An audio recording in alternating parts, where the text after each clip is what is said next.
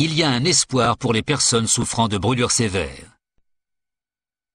Elles peuvent être soignées à l'aide de greffes de peau humaine préalablement cultivées en laboratoire. Les patients bénéficiant de ces greffes ont tendance à développer moins de cicatrices et guérissent nettement plus rapidement.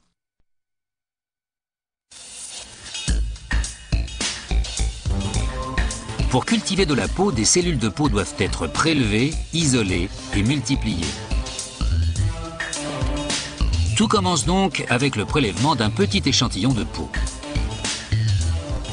Les 10 millions de cellules qui forment celui-ci suffisent à lancer une culture. L'échantillon est plongé dans une substance composée de pénicilline et de gentamicine, des antibiotiques qui la protègent de toute infection bactérienne. Il est ensuite placé dans une boîte de pétri et délicatement sectionné à l'aide d'un scalpel. La graisse est retirée en douceur. Elle n'est pas utile à la culture. La peau est alors découpée en fines lamelles. En effet, l'enzyme que l'on utilisera pour séparer le derme de l'épiderme est plus active sur les petites surfaces. Cette enzyme détruira les liens unifiant les cellules du derme et de l'épiderme. Cette procédure s'accomplit dans cet incubateur porté à une température de 37 degrés. Elle durera 3 heures. L'incubation achevée, la boîte de pétri est extraite.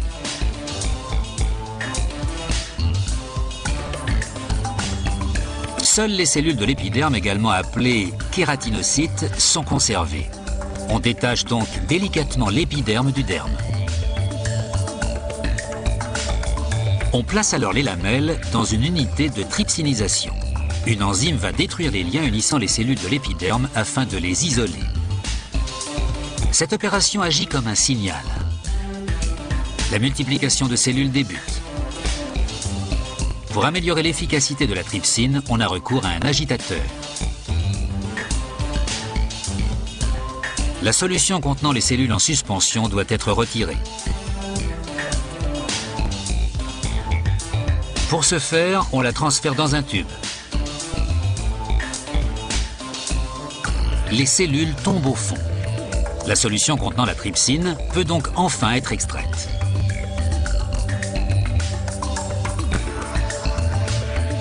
L'opération s'effectue à l'aide d'un système d'aspiration.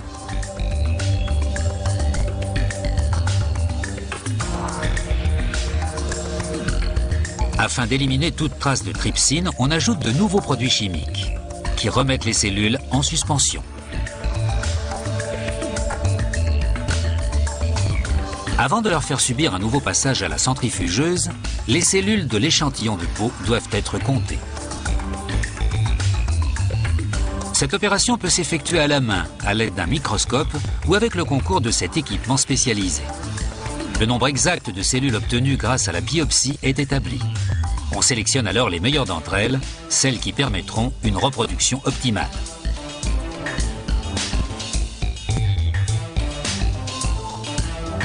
La couche inférieure de kératinocytes est distribuée dans ces flacons contenant un mélange dont la composition se rapproche de celle du sang. Les flacons sont alors placés dans une étuve à 37 degrés pendant plus d'une semaine.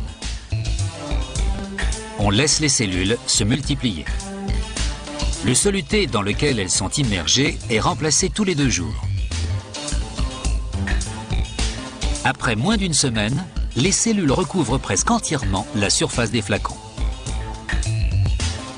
Elles sont de nouveau divisées afin de créer 50 autres cultures qui seront à leur tour placées dans les tubes.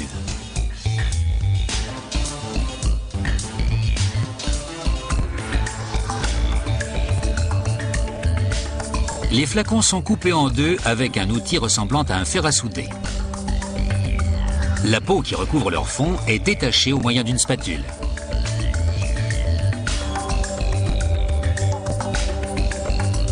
Les bandes de peau sont d'une épaisseur ne dépassant pas 1/10 de millimètre. Afin de faciliter leur manipulation, une gaze est disposée dessus. Le greffon est prêt à être placé sur la blessure. Les attaches et la gaze seront retirées au bout de 10 jours. Le patient peut engager le processus de guérison.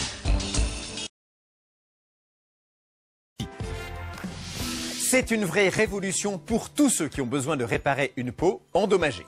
Une peau vivante, à la fois souple et élastique, qui possède exactement les mêmes couches et les mêmes caractéristiques que la vraie, mais cette peau est artificielle et elle a poussé en laboratoire en quête de l'or Lebowitz. Peut-on remplacer la peau par une peau artificielle? Les scientifiques sont-ils capables de créer un os de toutes pièces? Vous allez découvrir des avancées extraordinaires dans le domaine des organes artificiels. La peau est bien plus qu'une enveloppe, c'est un organe. C'est même l'organe le plus étendu du corps humain. Elle nous sert de protection contre les agressions extérieures. Et si la peau est très résistante, elle peut s'abîmer. Aurélie Autier est chirurgien plasticien à l'hôpital de la Conception à Marseille.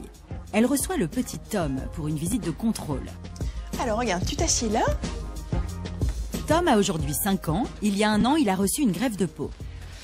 Tom, c'est un petit garçon qui est né avec ce qu'on appelle un névus géant congénital. Donc c'est un espèce de grain de beauté de grande taille qui est très épais, très foncé.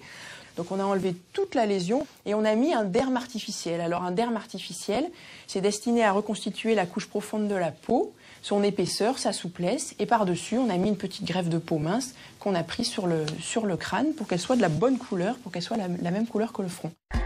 La peau est constituée de 2 couches principales. L'épiderme à la surface sert de barrière contre les infections extérieures.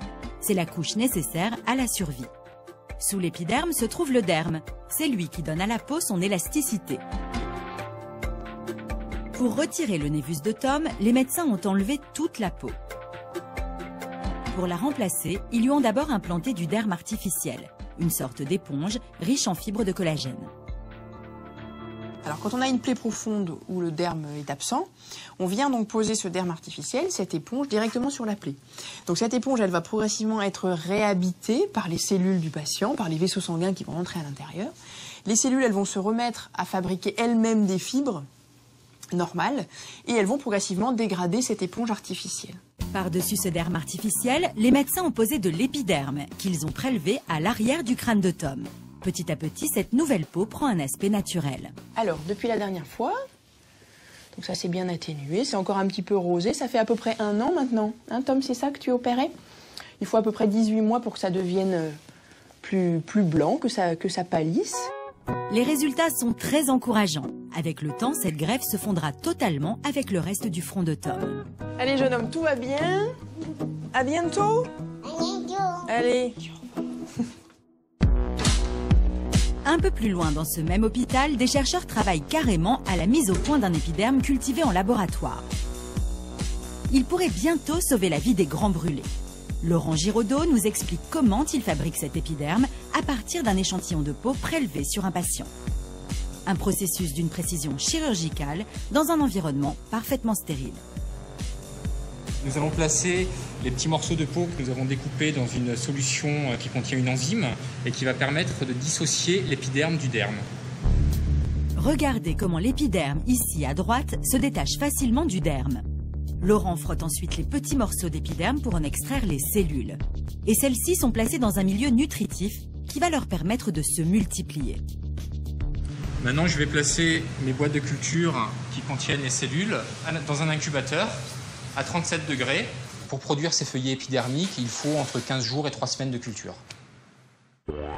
Au bout de quelques semaines, l'épiderme s'est reconstitué dans les boîtes de culture. Regardez, il recouvre la totalité de la surface. À partir de ces cellules, extraites d'un tout petit bout d'épiderme, on a produit un feuillet de 20 cm de côté. Le facteur d'amplification est de l'ordre de 2 à 3000 fois. Donc à partir de 1 cm², nous allons pouvoir produire entre 2000 et 3000 cm² d'épiderme.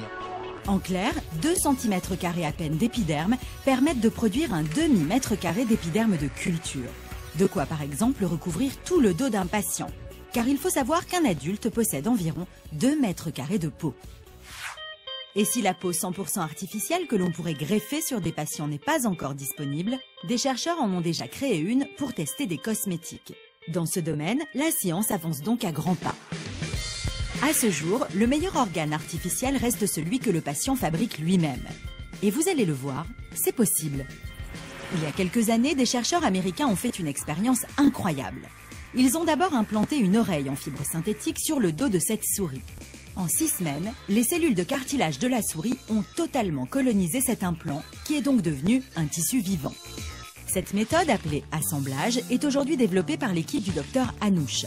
Son but, permettre un jour à l'homme de refabriquer un os. Donc l'assemblage consiste à mettre des cellules sur le matériau, de façon à ce que les cellules puissent ensuite s'accrocher au matériau, adhérer, et puis croître, proliférer, avant de fabriquer directement du tissu osseux sur le matériau, au contact du matériau. Mais aujourd'hui, une étrange machine a remplacé la souris, c'est un bioréacteur. Actuellement, on ne passe plus par une étape de culture chez un animal, mais directement dans une enceinte au laboratoire, une enceinte stérile, dans laquelle on cultive les matériaux et les cellules du patient. Démonstration avec des cellules d'os de brebis, qui vont coloniser ces granules blancs en fibres synthétiques. Au bout de 4 mois, un nouvel os s'est formé qui a été réimplanté avec succès dans la patte de la brebis. Autre piste prometteuse, des prothèses conçues sur ordinateur et fabriquées à l'aide d'une imprimante en relief. Didier Nimal prépare actuellement une prothèse de ce type pour le crâne d'un accidenté de la route.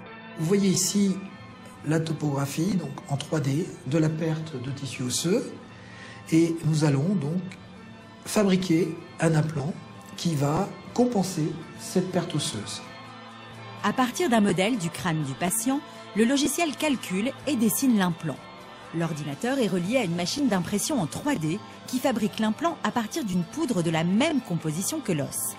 Au bout d'1 heure seulement, la prothèse est prête. Ces technologies de reconstruction de l'os sont encore au stade expérimental, mais les chercheurs espèrent bien pouvoir les appliquer à l'homme d'ici 5 ans.